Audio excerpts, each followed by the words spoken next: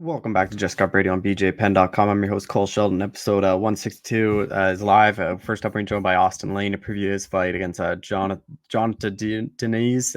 Good job with Austin. Just about kind of how this UFC career has been going a bit unique, with obviously the eye poking just off. Then he goes down to Australia, gets knocked out. But really looking forward to this fight against Deniz. He thinks this is a good style matchup for him and one that he can have a lot of success in getting that early knockout in. And then we're going to be joined by Anthony Taylor to just get the latest on his new promotion he started. Obviously, he's been fighting these influencer boxes, former Bellator veteran. He started this influencer boxing to kind of be that minor league affiliate to Misfits. So really good chat to Anthony about all that. But be sure to share the show, subscribe, and tune in next week for another episode of Just Scrap Radio. All right, we're jumping UFC heavyweight Austen Lane, who's back in action here at the end of April. Austin, how's it going, man? Not too bad, man. I'm casual. How you doing? I'm doing well. Is this about the right time frame for you? Obviously fought in September, or is this a bit later than what you thought your return would be? Honestly, man, probably a little later than I thought it would be. I want to stay active. I want to stay busy. I want to have a goal to work towards. So probably a little later than I wanted, but hey, I'm happy to get a matchup. Just quickly on the last fight, what do you kind of take away from it? Obviously your debut was very awkward, especially in your home, getting to fight in Jacksonville. Then you have to go across the world to his territory. Fight kind of ends that way. What do you kind of take away from that? Yeah, man. I mean, you take away a lot from that whole experience, mainly of what my skill set is as a fighter and in terms of sticking more to the basics. If you go back and watch that second fight against Justin Tafa, I try to go for that knockout, and we try to go for that knockout, man. You leave yourself open a little bit, made one mistake in that heavyweight that makes the biggest difference. So, we kind of went back to the drawing board a little bit, address what I have to work on, hold myself accountable, and correcting those mistakes. And your opponent here, and Jonathan Deniz, how familiar were you with him, or did you have to kind of look him up? No, I mean, I knew of him because, obviously I watched the Dana White's Tuesday Night Contenders series. So I knew of him. I remember his fight that he had when he got his UFC contract, looking him up, obviously a glory kickboxer, a very decorated kickboxer. Some would call me a striker as well. So I think the UFC brass knew what they were doing when they made our fight. Do you imagine then, he just is going to, he wants to make this kickboxing fight, or is that kind of how you see it playing out as well then? Yeah, he's going to try to kickbox me, and I'm going to try to fight him. So that's what it's going to be. I think I'm the better fighter. He may have me in kickboxing, and that's cool, but we're wearing 4-ounce gloves. You can do a lot more things in an MMA cage than you can do in a kickboxing ring. So that's all been talked about in training camp that we've been going through here. And I think I have the ability to take the fight where I want it to go.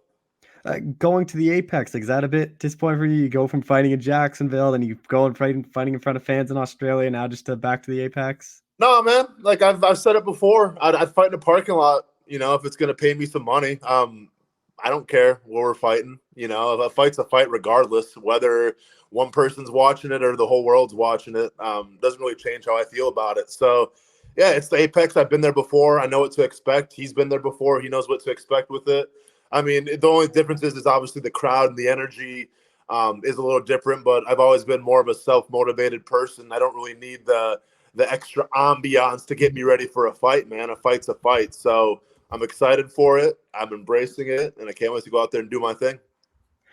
For you, something I do want to ask you about is just because obviously you came from the NFL world, you had some success there. I know career was 4 or 5 years, which is pretty long for some guys in the NFL, that especially because it doesn't last long.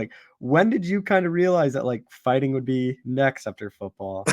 Man, probably my first year of training camp when I kept on getting in fights, especially I mean, as a rookie, you always feel like you have a chip on your shoulder, right? And you can't let the veterans push you around and all that good stuff. So I found myself in a couple of fights just in a walkthrough one time, not wearing pads. I got in a fight in a cold tub one time, which I don't recommend to anybody because it's one thing to fight somebody outside, but when you're fighting somebody in a cold tub when it's 45-degree temperatures, that can kind of shock your system a little bit. So that was different, but no, man, I started training MMA during the NFL offseason just as a way to kind of work my hands, work my hips for football. And the more that I trained in the off season, the more I started to become, passionate about it, obsessed with it. So I knew like probably my third year in the NFL during the off season, I'm like, all right, when the game stops being fun for me, I'm going to go a different path. And lo and behold, the game stopped being fun. I could have probably held on a couple more years if I wanted, but I wasn't having fun anymore, and I knew MMA was there, so I decided to go in that direction. You aren't obviously the first football player. Like it does seem like a lot of you guys either that like played high level college, like look at Eric Andrews, or guys that Yeah. made it to the pro, like Greg Hardy, like Matt Mitchell made it there. Like, why do you think that is kind of a pathway? Because it isn't just like you aren't just a one off. Like there are several of guys that go from football into fighting. Yeah, I mean, there are. I don't know. I mean, there's a couple of guys, right? Like Yeah. you mentioned them. There's definitely not more because of like how much money you make off Yeah. the get go. Like it's hard to, because we're all ego driven people, right? So it's hard to justify being a rookie and your minimum contract. You're making probably now you're making like $600,000, $700,000, per year to go to MMA where in the UFC your first couple of fights you're probably fighting for 10-10 or 12-12. So that can be kind of a rude awakening that I think pushes some athletes away, especially high level athletes. But also, I think, for me personally, in football, it's such a team sport, and there's that brotherhood, and there's that camaraderie. And like MMA can be a very lonely sport, but I still have my teammates, I have my coaches and everything. So like, you still get some of that brotherhood that you miss in a locker room in the NFL. Like, you talk to anybody that's retired from the NFL, and you ask them what they miss most.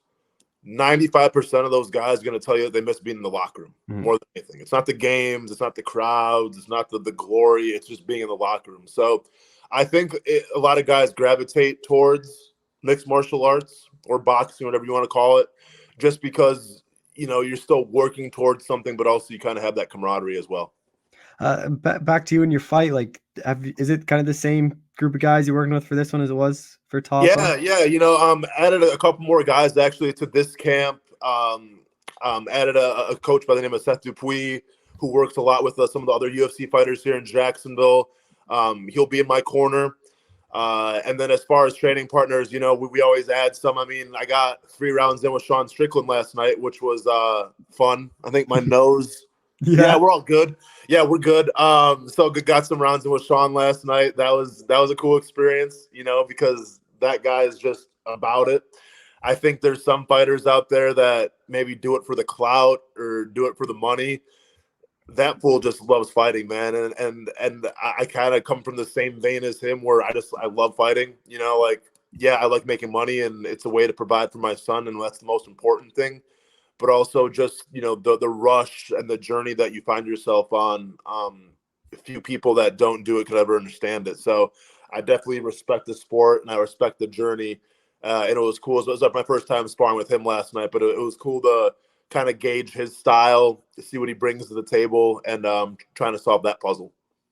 With this one against Dinez, like, how do you kind of see it playing out? I think it can play out a lot of ways. For me personally, it's about staying patient. It's about not looking for that one knockout shot, overextending myself. It's about more being calm and collected, and those opportunities will prevent itself.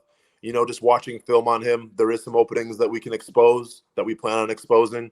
So it's just remaining calm, cool, collected, and when it comes time for controlled chaos, turn it loose. So everyone asks for my predictions all the time, and I love to speak it into existence. The only prediction I have that it's going to be violent. And that's what I try to bring every single time I get in the cage. Do you think the smaller octagon at the Apex plays much of a role in the fight? Like, yeah, I mean, listen, it's gonna incorporate more striking, right? Like when you have a smaller octagon, and there's not a lot of movement to go around. I mean, yeah, it invites you to want to exchange a little more. But honestly, man, I think with me and him, it doesn't really matter, just because like he comes forward, right? I move around and then I go in and try to knock somebody out. So 50-foot octagon, 18-foot octagon, doesn't really matter. I think like what you're going to get with us.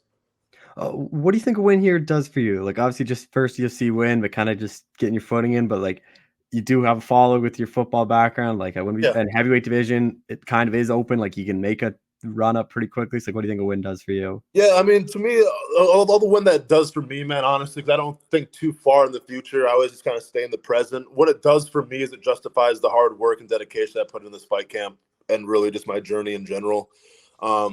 It's one thing to make a dream a reality and becoming a UFC fighter, but like that was never my goal. My goal was to, I want to be in the top 10 conversation one day. I want to fight for championships one day.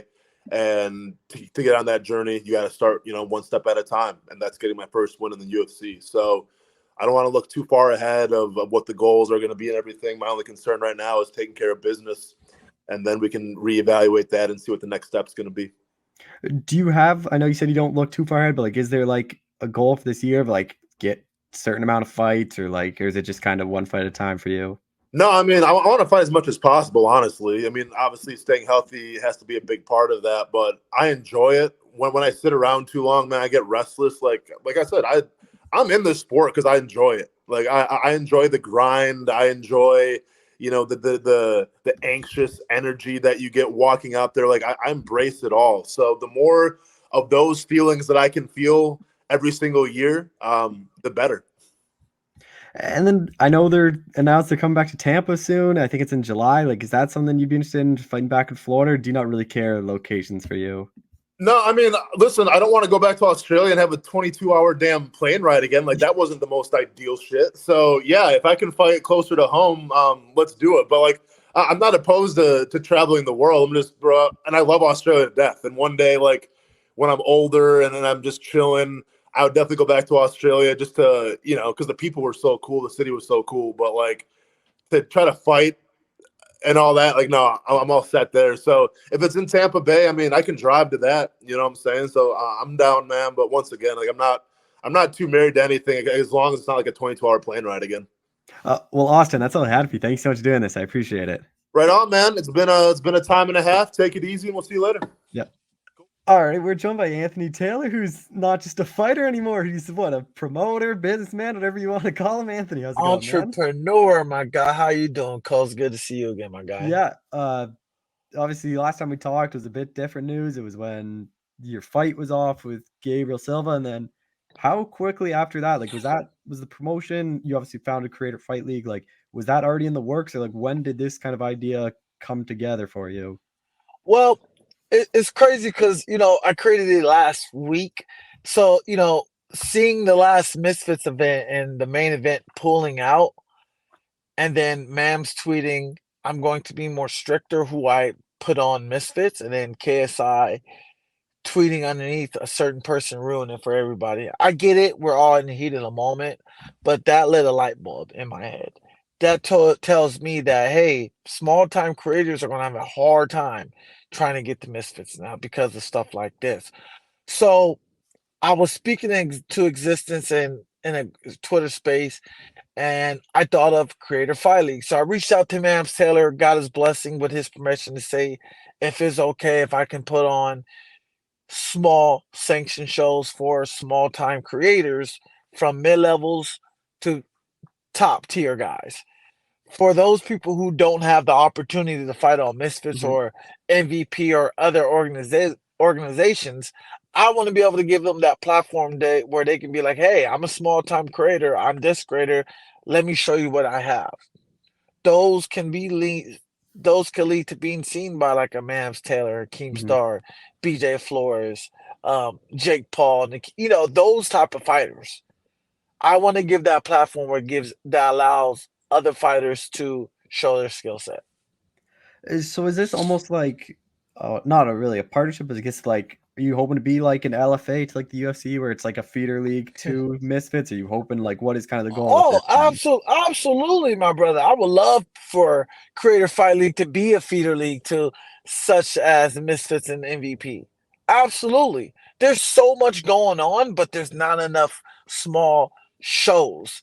When we look at shows in America besides Misfits and MVP, what else is out there Mhm. consistently with the big platform and network? There's nothing else. I'm looking to take over as that guy to help other fighters grow because I was once in their position, Cole. I Mhm. didn't have a big following. I wasn't a nobody. I was a nobody coming into the game. I was just known as Jake Paul's Spartan partner. Then all of a sudden, I blew up to just having my own name to Mhm. Anthony Taylor. And then, so it kind of seemed like it got off the ground pretty quickly. I know you guys are going for an event in Nashville. Like, have you been able to get fighters signed? Like, what's kind of been the reception to the league from other Well, I creators? wouldn't say we're signing fighters. Everybody's free to come in and fight. It's a free event. You wear headgear, 16-ounce gloves.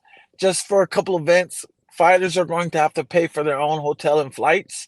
But the benefits is being seen by that one person is huge. It just takes that one break for Hmm. anybody to have your life change.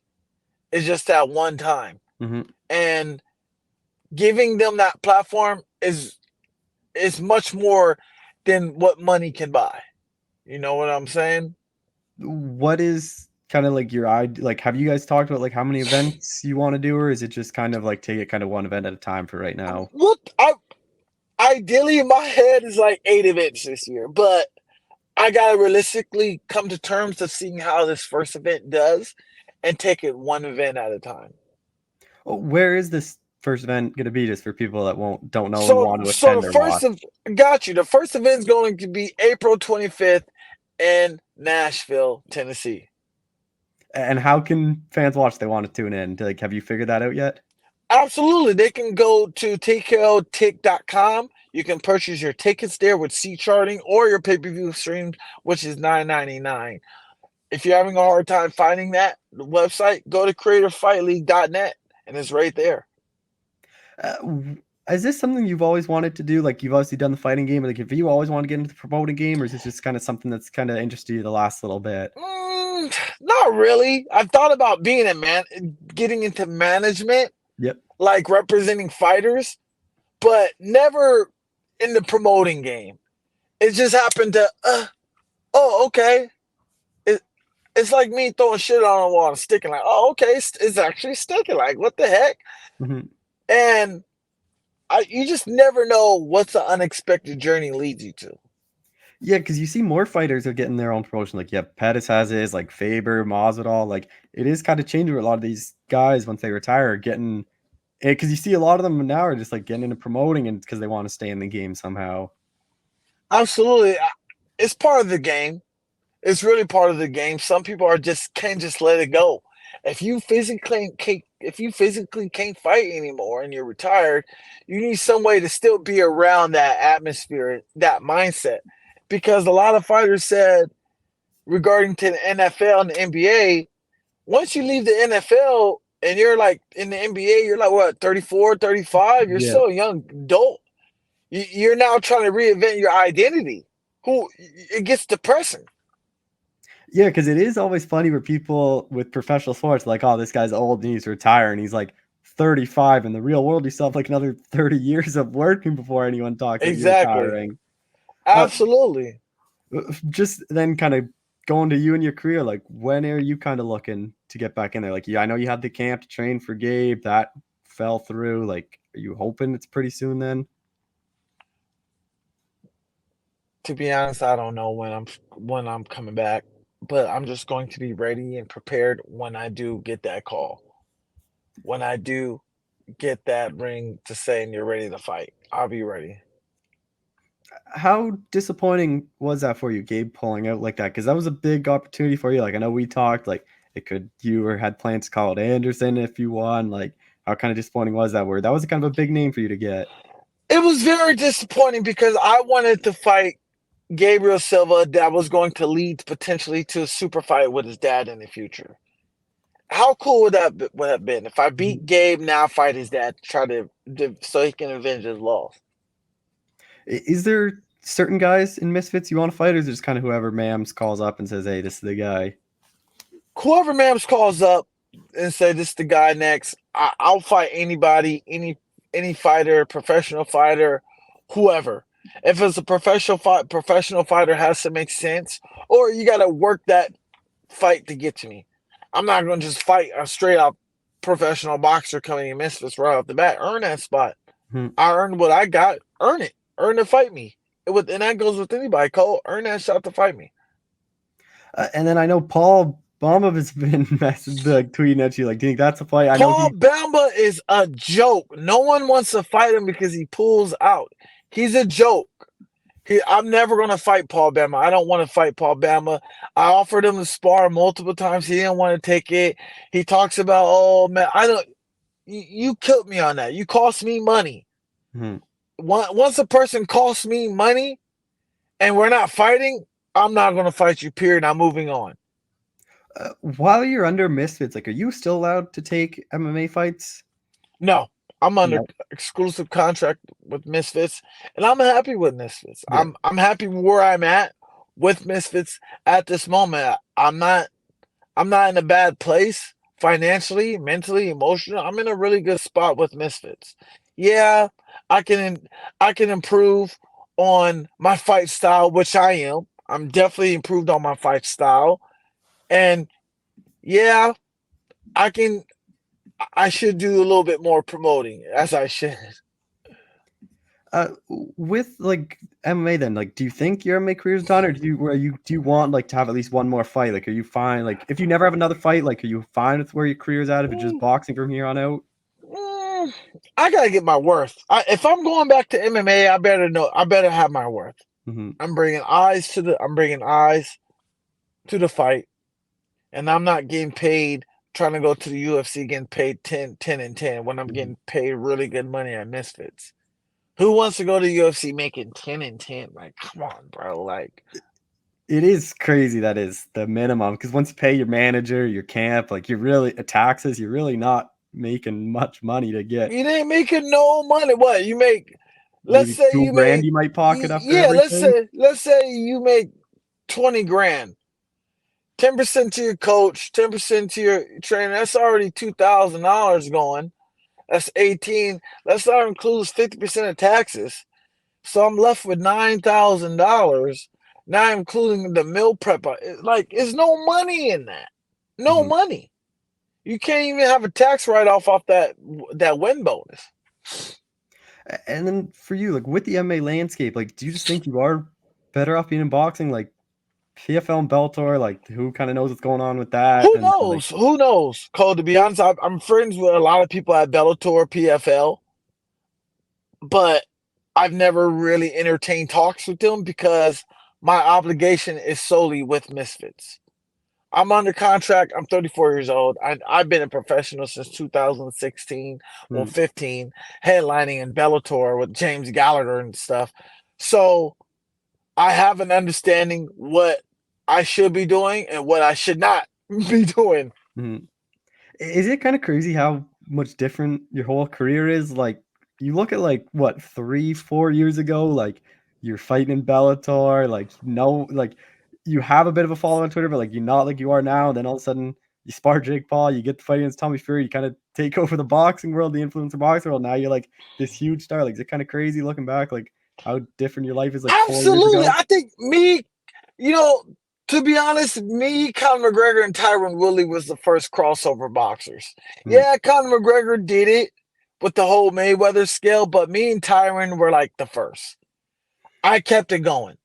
Out of all the crossover boxers from the MMA sex side, I kept it going. I kept the tradition going. If anybody, like, to be honest with you, Cole, me and Tyron are the first African American boxers, MMA fighters, to fight on Showtime pay-per-view. Simple as that. It can't take that away from nobody. Name me an MMA fighter who got to be on pay-per-view on Showtime. None. Yeah. Especially African American. I made history. You can say, Conor McGregor, but he did his own thing. You can't really say Anderson Silva because he was doing his own thing. These guys didn't fight on a big platform like I fought on black platforms. I fought under Jake Paul. I fought under KSI. I fought under Floyd Mayweather. Like, I'm that guy. Like, I fought on big cards. Those are memories that you can never take away. Win or lose, I can still say, hey, I fought with some of the best people in the world. Just final thing I wanted to ask you about, just because it happened since the last time we talked, is that Mike Tyson Jake Paul fight. Like, what are your thoughts on that? Because I know a lot of people are torn. People think it should be happening because of Tyson's age. I know some people are excited for it. Like, what are your kind of thoughts on it?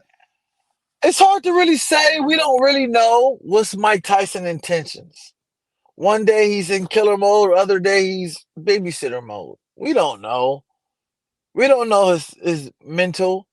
We don't know his spiritual capacity, physical. We don't really know. We can just go off words. But we do know he's a lot older and he's way past his primes. Mm-hmm. Simple as that. Are you surprised Jake's fighting someone like that? Because he seemed to be going down that pro boxer route, like the last two fights, and like you said, he was kind of done with those MMA guys, and like these I'm kind of all like, about getting your money. Whatever you gonna do, get your money. I don't look at color. I don't look at black or white. I look at green. That's the only color I look at. It doesn't matter if you try to prove. I don't give a damn if you try and prove anybody wrong. Just get your money.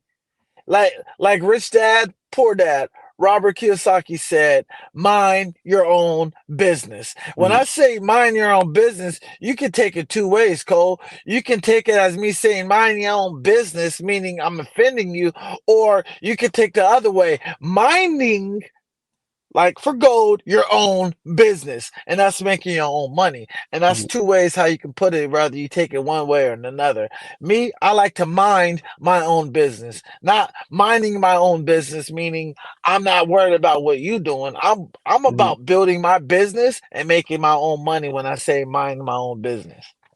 I well, don't care who he trying to fight. As long as Jake Paul getting his money and he take care of his family, that what a man should be doing and not worry about criticism, cool. Make your money. I don't give a damn who you fight. As long as it doesn't affect my money, then I'm good. well, Anthony, I appreciate the time as always. Thanks so much for doing this again. I appreciate you, Cole, man. We'll do more often, I promise.